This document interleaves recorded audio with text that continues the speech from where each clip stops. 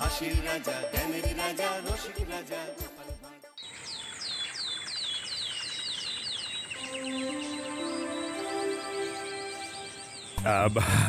এই অনেকদিন ধরেই তোমাদের একটা কথা বলবো ভাবছিলাম। আগে কি মহারাজ? মন্ত্রী আর গোপালের মধ্যে কে বেশি ভালো সেটা পরীক্ষা নেওয়ার পরিকল্পনা করেছি, এবং যে এই পরীক্ষায় সফল হবে তাকে আমি পুরস্কার দেব। এ তো বেশ শুভ সংবাদ। এই পুরস্কার সেই ব্যক্তি পাবে যে ভালো কাজ করবে, ভালো চিন্তার মাধ্যমে বাকি মানুষদের কাছে এক অনুপ্রেরণার উদাহরণ হবে। বাহ, বাহ, সাধু সাধু, খুব ভালো প্রস্তাব মহারাজ। ভালো না চাই, এটা কোনো পুরস্কার হলো? ছে, ভালো কাজ করার চারটিখানি কথা। মহারাজ, একটা অনুরোধ ছিল। তোমার আবার কি অনুরোধ? বলছিলাম, এখন আমাকে একটু বেরোতে হবে। আসলে আজ আমার নাতি নাতনিদের দল বাড়ি আসবে অনেক দিন পর, তাই ওই আর কি একটু গল্প আড্ডা খাওয়া দাওয়ার ব্যাপার আছে, এই আর কি। কোথাকার কোন রাজা এলো আমার? যখন ইচ্ছে আসবে, যখন ইচ্ছে যাবে, আর সেগুলো নাকি আমাদের মেনেও নিতে হবে। উফ, মন্ত্রী, এই হিংসুটে পানাগুলো কবে বন্ধ হবে তোমার বলো তো? তুমি যাও তো গোপাল। মানুষের ভালোবাসা পাওয়া, জনপ্রিয় হওয়া এত সহজ নয়। অনেক ধন্যবাদ মহারাজ। আমার তো বেশ গর্ব হয় তোমার জন্য, আর আমি চাই যে গোপাল আরো ভালো কাজ করে সেরা নাগরিক সম্মান পেয়ে এই কৃষ্ণনগরের মুখ আরো উজ্জ্বল করুক। নিশ্চয়ই মহারাজ, চেষ্টা করব। তবে পুরস্কারের কথা ভেবে আমি কোনোদিন কাজ করি না মহারাজ। যেটা আমার ঠিক মনে হয় তাই করি। এবার আমায় অনুমতি দিন, আমি আসি। হুম, বেশ বেশ, যাও যাও।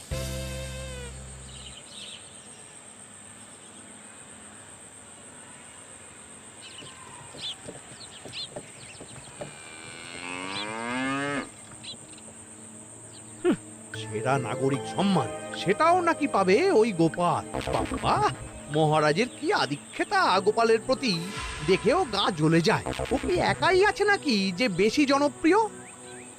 আমিও হব। হ্যাঁ, কি করি যাই, একটু গোপালের বাড়ি উঁকি মেরে দেখে আসি যে কি এমন মহান কাজ করে।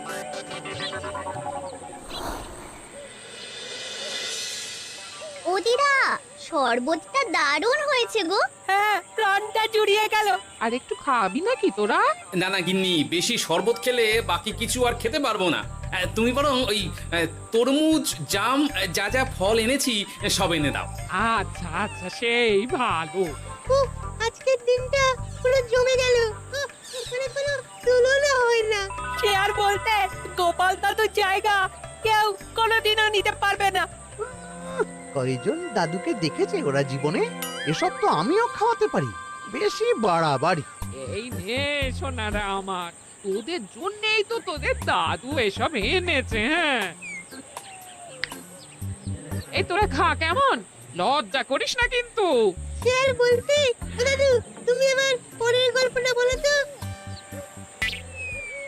কি ব্যাপার, মন্ত্রী মশাই হঠাৎ আড়ি পাচ্ছে কেন?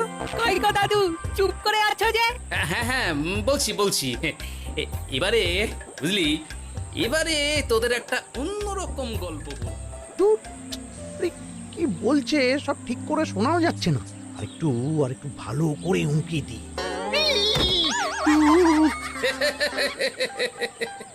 কি মন্ত্রী মশাই, ধরা পড়ে গেলেন তো?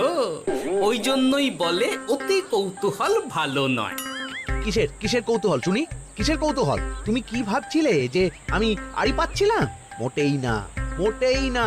আমি একটা দরকারি জিনিস খুঁজতে ভুল করে চলে এসেছি এখানে। হ্যাঁ। আপনি কত ধরনের ভুল করতে পারেন সেসব আমার জানা আছে মন্ত্রী মশাই। এখন আমি সব আপোষ করে নিচ্ছি। এরপর এমন হবে যে লোকে তোমাকে পাপোশ করেও পুজবে না। না, কেমন যেন ঠেস মেরে কথাগুলো বলে গেলে মনে হচ্ছে। মন্ত্রী মশাই অমন করে রেগে গেলেন কেন গোপাল দাদু? আমিও তো সেটাই ভাবছি রে। যাকে সেসব বাদ দে, নে আমরা বরং গল্পে ফিরি। সেই ভালো।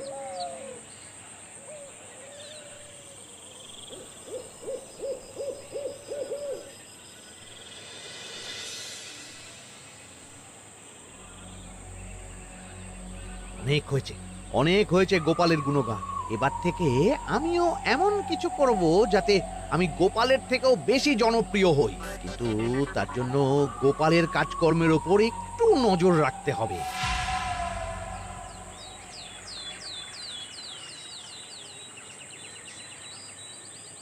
শোন বটাঘটা, কয়েকদিন তোদের গোপালের ওপর পুরো নজর রাখতে হবে। গোপাল কিভাবে কি করছে, কেমন করে করছে, সব এসে আমাকে জানাবি তোরা। আচ্ছা মন্ত্রীমশাই, চিন্তা করবেন না। একেবারে গোপালের দিন পঞ্জিকা বানিয়ে দেব আপনাকে।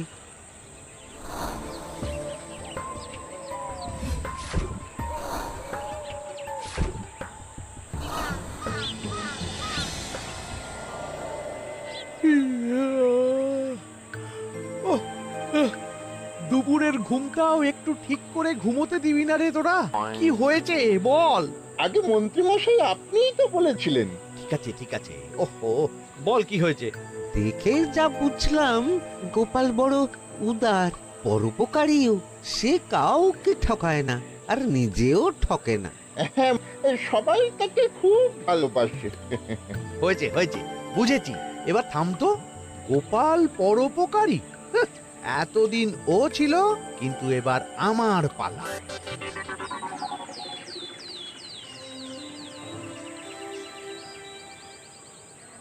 মহারাজ, আমার একটা কাজ আছে, তাই আজ একটু তাড়াতাড়ি বেরোতে হবে। দয়া করে অনুমতি দিন। তোমার আবার আজ কি কাজ আছে? কেন মহারাজ, আমার কি কোনো নিজের কাজ থাকতে পারে না? আপনার যদি আমার উপর কোনো সন্দেহ থাকে, তাহলে আপনি নজর রাখতে পারেন। আহা মন্ত্রী, আমি কি সে কথা বলেছি একবারও? তাহলে এটা যদি গোপাল বলতো, তাহলে কি আপনি ওকে এত প্রশ্ন করতেন?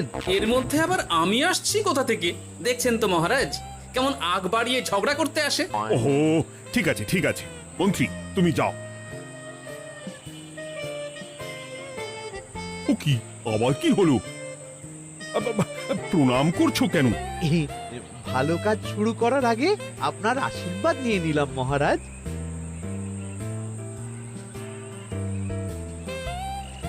কিছু কি বুঝলেন মহারাজ?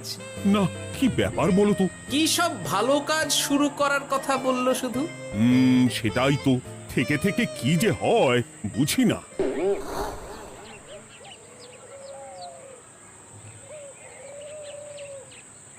তা বলেছিলাম, সব মনে আছে তো? আজ থেকে তোদের কাজ হলো শুধু আমার গুণগান করা, লোকের কাছে আমার কাজের প্রশংসা করা। আচ্ছা মন্ত্রীমশাই। আপনি যেমন বলেছেন ঠিক তেমনটাই হবে।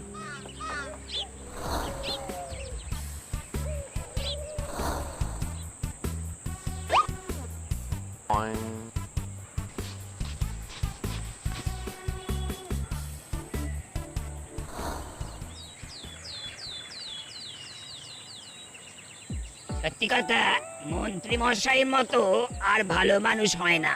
ওনার মন অনেক বড়। সে আর বলতে। বরাবরই তো খুব বড় মাপের মানুষ। আরে আরে গোপাল দাদা, আরে কোথায় চললে? এই রাজসভায়। ও মা, তাহলে তো তোমার সাথে মন্ত্রী মশাইয়েরও দেখা হবে। হবে বই কি? বাহ বাহ বাহ বাহ, তাহলে তুমি একটু ওনাকে আমার গিন্নির তরফ থেকে ধন্যবাদ জানিয়ে দিও। গতকাল উনি আমাদের অনেক সাহায্য করেছিলেন কি না? সাহায্য? মন্ত্রী মশাই? আচ্ছা ঠিক আছে।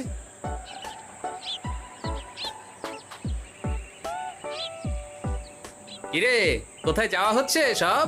আজকাল তো তোদের দেখতেই পাওয়া যায় না। বাড়িতেও গল্প শুনতে আসিস না তোরা। কি করে যাবো বলো তো গোপাল দাদু, সময় হয় না তো।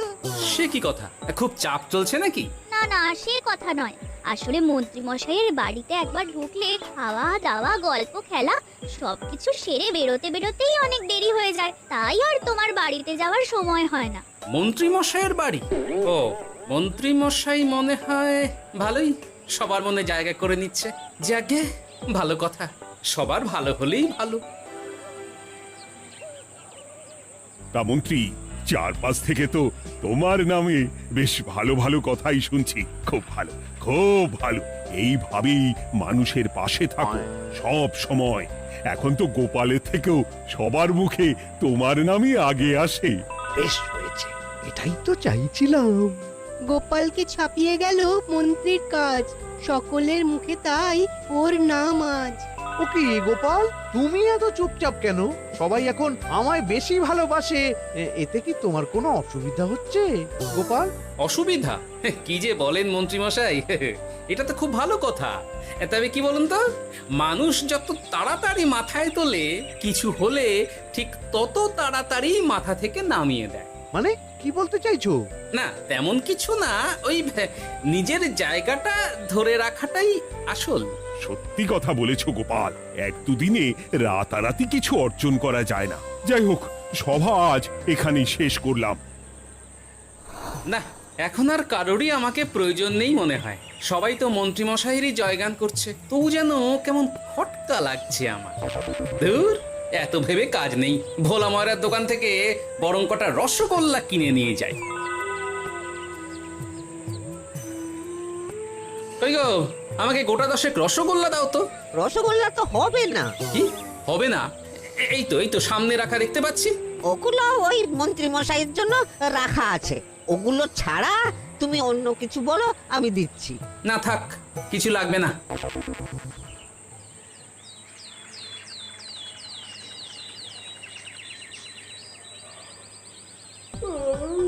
ও কি গো, বলি কত বেলা হয়ে গেল, তুমি এখনো রাজসভায় গেলে না?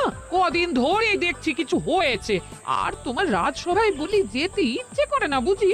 না না, সেরকম কোনো ব্যাপার নয় গিন্নি। আমি দেরি করে যাই কি তাড়াতাড়ি, কোনো কিছু তো আর কারো জন্য থেমে থাকে না, বলো গিন্নি? মন্ত্রী মশাই তো আছেন, তাহলেই চলবে। এ আবার কেমন কথা? কিছু না, আমি বেরোলাম।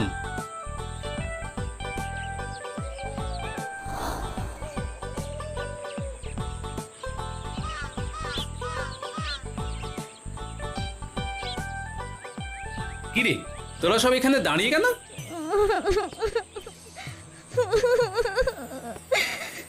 আমরা সব পরীক্ষায় শূন্য পেয়েছি, তাই আমাদের শাস্তি দিয়েছে। আসলে আমরা এতদিন কোনো পড়াশোনা করিনি তো বাড়িতে, পুরো সময়টা শুধু ওই মন্ত্রী মশাইয়ের বাড়িতে মজা করে কাটিয়েছি, তাই এমন হয়েছে। তা নিজের ভুলটা যে বুঝতে পেরেছিস এটাই অনেক। এই কারণেই বলে নিজের কাজ নিজেকেই করতে হয়, বুঝলি? এরপর মন দিয়ে পড়াশোনা করবি, সব ঠিক হয়ে যাবে।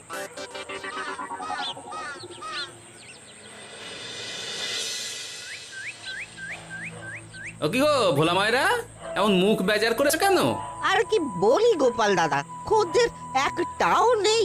বসে বসে শুধু মাছি তাড়ানো ছাড়া আর কোনো কাজই নেই। কেন, হঠাৎ এমন কেন হলো? ওই মন্ত্রী মশাইয়ের জন্য উপকার করে দেওয়ার নাম করে আমাকে দুধ থেকে ছানা মেখে দেওয়ার কথা বলেছিল। আমিও খুশি মনে রোজ দুধ পাঠিয়ে দিতাম ওনার বাড়ি। তারপর? আসলে ওই মিষ্টি বানানো তো আর চারটিখানি কথা নয়, আমার সুবিধাই হতো। হঠাৎ খদ্দেররা সব জানানো শুরু করলো মিষ্টির স্বাদ পাল্টে গেছে, মান কমে গেছে, আর শরীর খারাপ হচ্ছে, এই সব। না না না, এ তো খুব খারাপ ব্যাপার। তার জন্যই তো আমি ওই মন্ত্রী মশাইকে উপকার করতে বারণ করে দিলাম। কিন্তু খদ্দেররা তো এখন আর বিশেষ করে আসতে পারছেন না।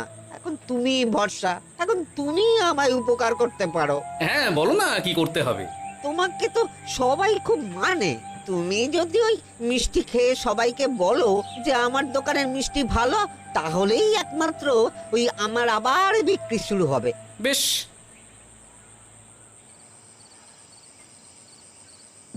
শোনো শোনো, তোমাকে না একটা কথা বলার আছে। কি কথা? তুমি ভালো মানুষই করছো, তাতে তোমার লাভ, আমার কি লাভ আছে তাতে? মানে তোমার আবার কি চাই? সোনার গয়না, আমার একটা নতুন সোনার হার চাই। হ্যাঁ, না দিলে কিন্তু আমি চলে যাব। ওই দেখো, আচ্ছা ঠিক আছে ঠিক আছে, দেবো। ও মা, তাই? সত্যি তুমি খুব খুব ভালো। আমি তোমাকে যতটা কিপটে ভাবতাম, তুমি ততটাও কিপটে না। না গিন্নি, তোমার গয়না আমি গড়াবো, কিন্তু খরচ আমি করব না। যাকে বলে মাছের তেলে মাছ ভাজা। সে আবার কি করে সম্ভব? তুমি দেখোই না।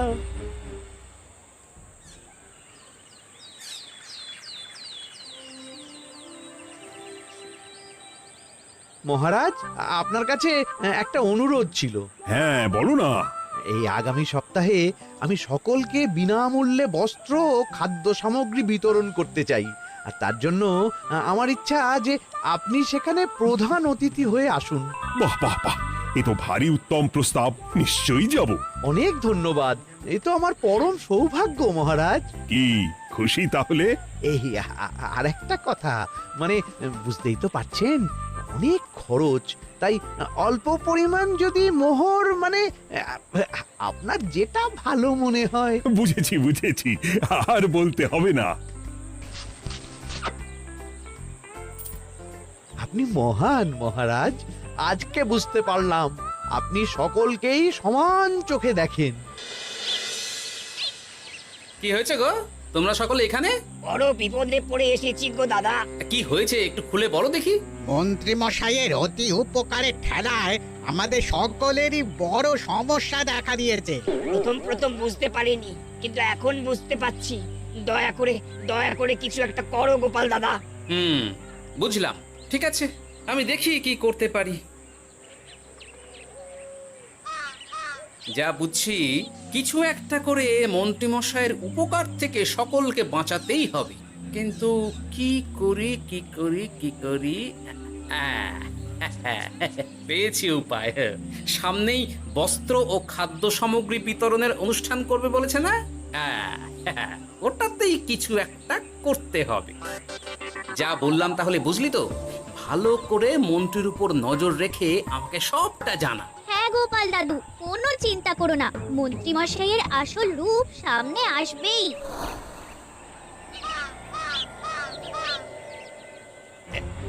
এই নে আগাম কিছু মোহর। সামনের অনুষ্ঠানের জন্য সব থেকে খারাপ মানের কাপড় ও আনাজপাতির বায়না দিয়ে আসবি।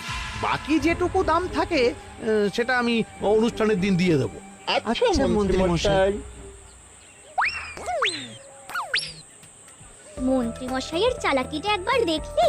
বিতরণের নাম করে সব খারাপ জিনিসগুলো বিতরণ করার তালে আছে। খুব ভালো কাজ করেছিস।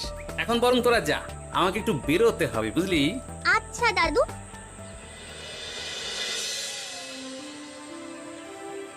তুমি সত্যি বলছো গোপাল? এত বড় বিশ্বাসঘাতকতা! আমার থেকে মোহর নিয়ে, আমার হাত থেকে উপহার নিয়ে আমার প্রজাদেরই ঠকানো। এখনই তাহলে ওই মন্ত্রীকে ডেকে এনে শাস্তি দেওয়া হোক।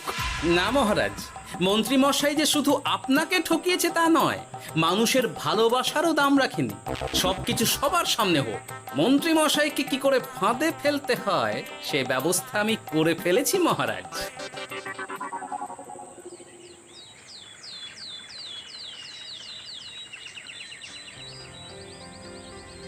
যাক বাবা, এই সুযোগে প্রচুর মোহর হাতে চলে এলো।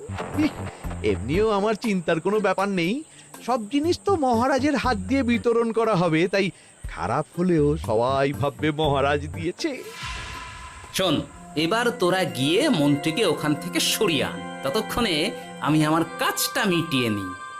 আচ্ছা। মন্ত্রী মশাই, শিগগিরই চলুন আমাদের সাথে, মহারাজ আপনাকে ডাকছেন ওই গাছতলার ওখানে। এখন? হ্যাঁ, মহারাজ তো আপনার উপর খুব খুশি, তাই দেখে মনে হলো কোনো একটা উপহার দেবেন আপনাকে। তাই নাকি? বটেই তো, আমি এক্ষুনি যাচ্ছি। এবারে জমবে মজা।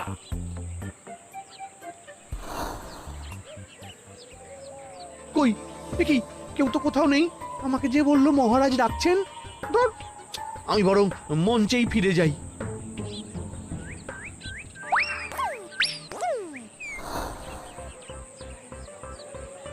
মন্ত্রী মশাই, আমরা চলে এসেছি। আপনি বলেছিলেন আজকে আমাদের পাওনা মিটিয়ে দেবেন। আপনার কথা মতো সবচেয়ে উৎকৃষ্ট মানের কাপড় আমি দিয়েছি। হ্যাঁ মন্ত্রী মশাই, আমিও একদম ওই টাটকা শাকসবজি, মাছ, মিষ্টি সব দিয়ে থলি ভরিয়ে দিয়েছি। এবার দামটা মিটিয়ে দিন। দুজনের মিলিয়ে হয়েছে ওই 1000 মোহর। বাহ মন্ত্রী বাহ, তুমি এত ভালো ভালো জিনিস বিতরণ করছো, আমি তো বিশ্বাসই করতে পারছি না। মোটেই না, আমি অত দাম দিতেই পারবো না। আমি তো ভালো জিনিস দিতে বলিনি, আমি বলেছিলাম সব থেকে খারাপ জিনিসগুলো দিতে। কি বললেন মন্ত্রী মশাই? এই রে, ধরা পড়ে গেলাম মনে হয়। তোমার এত বড় সাহস! তুমি আমার রাজ্যে থেকে এইভাবে মানুষকে ঠকাবে? আমায় ক্ষমা করে দিন মহারাজ, আমি ইচ্ছা করে এমন করিনি। আর আমি কোনো কথা শুনতে চাই না। উপকারের নাম করে তুমি আমার প্রজাদের যা অপকার করেছো সব আমি জানি। তোমাকে শাস্তি পেতেই হবে। প্রহরী, বন্দি করো মন্ত্রীকে। মহারাজ, আর হবে না, আর হবে না মহারাজ, আর হবে না। ওই জন্যই বলে যেমন কর্ম তেমন ফল।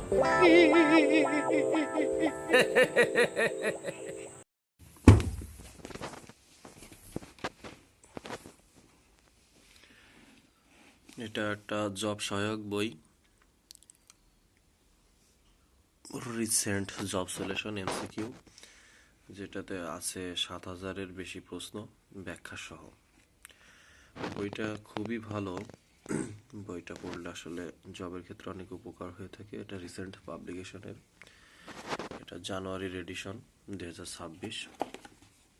বইটা খুবই ভালো মানের বই, যেটা আসলে আমি দেখাই। দেখেন, এখানে প্রত্যেকটা কোশ্চেনের শুধু সাধারণভাবে আলোচনা না, অসাধারণভাবে আলোচনা করা আছে। প্রত্যেকটা কোশ্চেনের একদম মানে শুধু যে অন্যান্য বইগুলোতে কি হয়, জব সলিউশনের বইগুলোতে শুধুমাত্র উত্তর দিয়ে দিয়ে চলে যায় বা দু একটা লাইনে লিখে যায়, কিন্তু এই বইটাতে একদম টোটাল মানে একদম বিস্তারিত আলোচনা, প্রত্যেকটা টিককে বিস্তারিতভাবে আলোচনা করা হয়েছে। এই যে এই বইটাতে আর কি কি আছে, এই বইটাতে একদম জানুয়ারি পর্যন্ত ২০২৬-এর এডিশন যে সমস্ত কোশ্চেনগুলো হয়, যে প্রাণী সম্পদের পরীক্ষা হয়েছে ৬০ মার্কের একটা ২০২৫-এর ২ তারিখ ৫ মাস, দেখেন প্রত্যেকটাতে বিস্তারিত আলোচনা করা আছে, প্রত্যেকটা টিকের সাথে বিস্তারিত আলোচনা করা। এই যে সিভিল সার্জনের কার্যালয় ব্রাহ্মণবাড়িয়া, এখানে স্বাস্থ্য সহকারী যে পরীক্ষাটা হয় জেলা প্রশাসকের কার্যালয়ে, সেই পরীক্ষার কোশ্চেন, এই যে সেই পরীক্ষার যে কোশ্চেনটা আসছে সেই কোশ্চেনটা দেখেন কত সুন্দরভাবে আলোচনা। সন্ধি বিচ্ছেদের সঠিক কোনটা, সঠিক সন্ধি বিচ্ছেদ, এই যে এইখানে সন্ধি বিচ্ছেদ শুধু সঠিকটাই দেয়নি, এই রিলেটেড যেগুলো কোশ্চেনগুলো হয় এখানে সেইগুলোও দিয়ে দিয়েছে। এই যে রেস্তোরাঁ কোন ভাষার শব্দ, এখানে রেস্তোরাঁ ফার্সি ভাষার শব্দ, ফরাসি ভাষার শব্দ। এই যে ফরাসি ভাষা, শুধু রেস্তোরাঁটা ফরাসি ভাষার শব্দ শুধু সেটা না, এই যে আরও কিছু ফরাসি ভাষার শব্দগুলো এখানে দেওয়া হয়েছে। এই যে মুক্তিযোদ্ধা ভিত্তিক নাটক কোনটি, মুক্তিযোদ্ধা ভিত্তিক নাটক শুধুমাত্র যে এখানে পায়ের আওয়াজ পাওয়া যায় এটা মুক্তিযোদ্ধা ভিত্তিক নাটক, তা শুধু সেটা রাখিনি, আরও কিছু মুক্তিযোদ্ধা ভিত্তিক নাটক এখানে রাখা হয়েছে, যেটা আমাদেরকে বিভিন্ন পরীক্ষায় এসে থাকে, সেই পরীক্ষাগুলো মনে করিয়ে দেওয়ার চেষ্টা করছে। তারপর এখানে আছে বাংলা কবিতার যে কোশ্চেনটা আছে, দেখেন এখানে কত সুন্দর এবং বড় করে আলোচনা করা আছে। বইটা খুবই ভালো।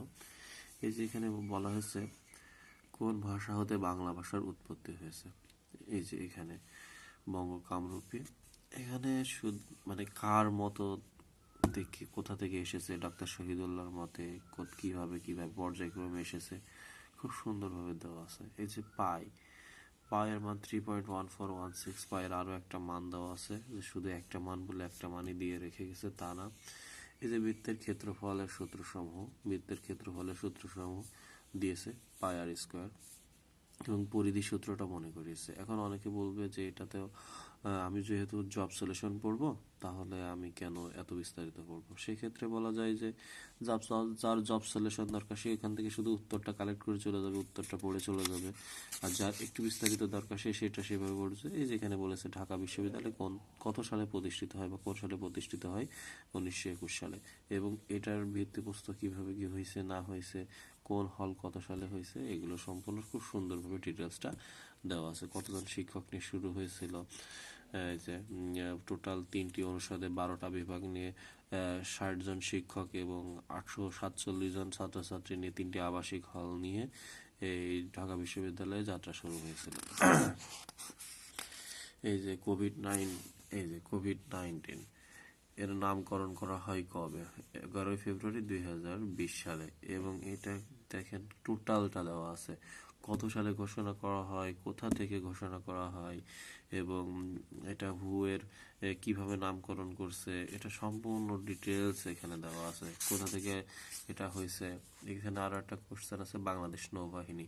মানে এক কথায় বলা যায় যে 2025 সাল পর্যন্ত এখানে যে যে কোশ্চেনগুলোর পরীক্ষা হয়েছে শেষে এই যে এখানে একটা কোশ্চেন দেখাই যে রিক্সা কোন ভাষা থেকে আগত। এই যে রিক্সা হচ্ছে জাপানি ভাষা থেকে আগত। এখন শুধুমাত্র যে রিক্সা জাপানি ভাষা থেকে আরো কয়েকটা উল্লেখযোগ্য যেগুলো পরীক্ষায় আসে সেই ধরনের, যেমন রিক্সা, হারিকেন, হারিকিরি, তারপরে জুডো, তারপরে হাসনাহানা, এই যে এই শব্দগুলো চীনা ভাষা, জাপানিজ ভাষা। সো এই জাপানি ভাষা থেকে দিয়েছে। এই যে কিছু বিদেশি শব্দগুলো এখানে দিয়ে দিয়েছে, এই যে বিদেশি শব্দ ফার্সি, ফরাসি, ওলন্দাজ, গুজরাটি, পাঞ্জাবি, তুর্কি, মায়ানমারি, জাপানি, মেক্সিকো। এই যে এখানে কিছু দিয়ে দিয়েছে, হিন্দি, জার্মানি। এই যে এখানে কিছু শব্দ দিয়েছে, তারপর কিছু মিশ্র শব্দ দেওয়া আছে, ব্যাঙের সর্দি, বাগধারা দেওয়া আছে। তারপর যে জমিতে ফসল জন্মায় না সেটাকে কি বলা হয়, এটা ঊষর। এই যে বিভিন্ন কিছু, মানে এরা এত সুন্দরভাবে এই বইটার উপস্থাপনা, আসলে যারা পড়ছেন তারা অবশ্যই এটার একটা